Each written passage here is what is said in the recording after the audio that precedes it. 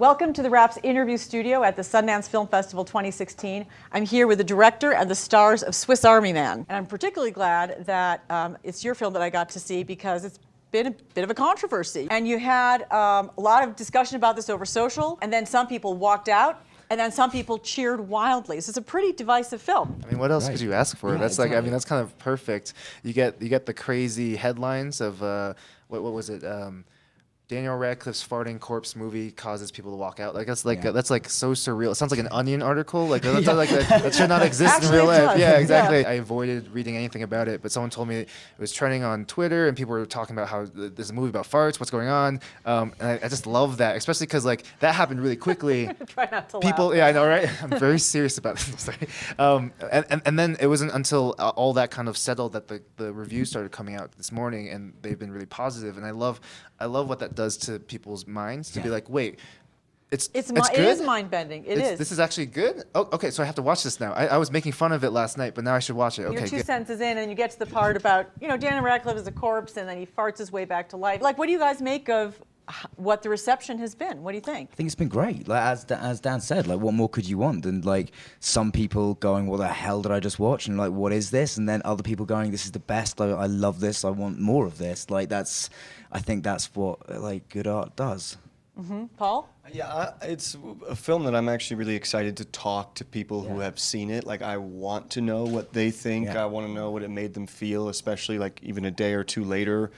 I think it's a film that people are really going to have fun talking about, and all I know is how like the script and the process made me feel, and I'm curious if other people feel that way too. Like I felt page 2 or 3 of this script when my character Hank rides Manny, Daniel Radcliffe's character's farting corpse like a jet ski. Say that more slowly for people who maybe are still absorbing that thought. My character Hank rides Daniel Radcliffe's corpse like a human jet ski via his farts through the water, and to me, like I thought it was brilliant. I was like, I want to be the person riding that. I don't want anybody else riding the farts. I want to, because I would be so jealous.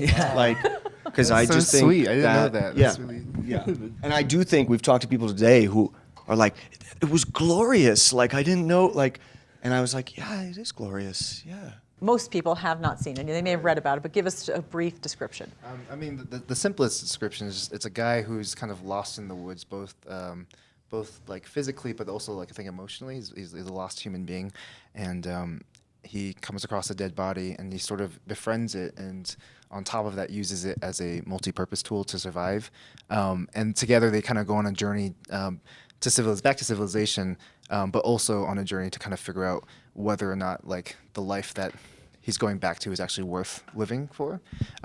So it's like incredibly stupid, but then for me incredibly like existential and beautiful, and it's a pretty hard movie to describe in a sentence. So. How often do you have the experience where you don't actually believe what you're seeing on the screen, and then you have an iPhone that works also in the forest, which is a bit of suspension of disbelief. There's a dead guy talking. And the battery. Oh yeah, there's that too.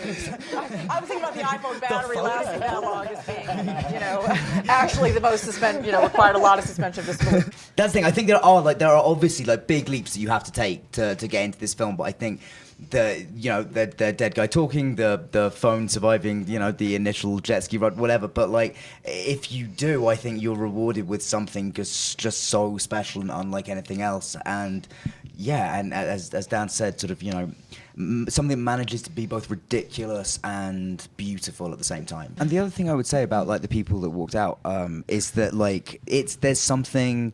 I honestly think there's something really cool about that, because there is the fact, we're used to seeing farts used like comedically in films, obviously, but I think the fact that there's something, they're a human thing, and we're all kind of like grossed out by them and like don't quite understand how we should be reacting to them. And I think people to make people uncomfortable by just using them as part of a story and part of like emotional moments in a story, I think that's a really cool thing to have done, to be able to like make people that uncomfortable. I think that's kind of great.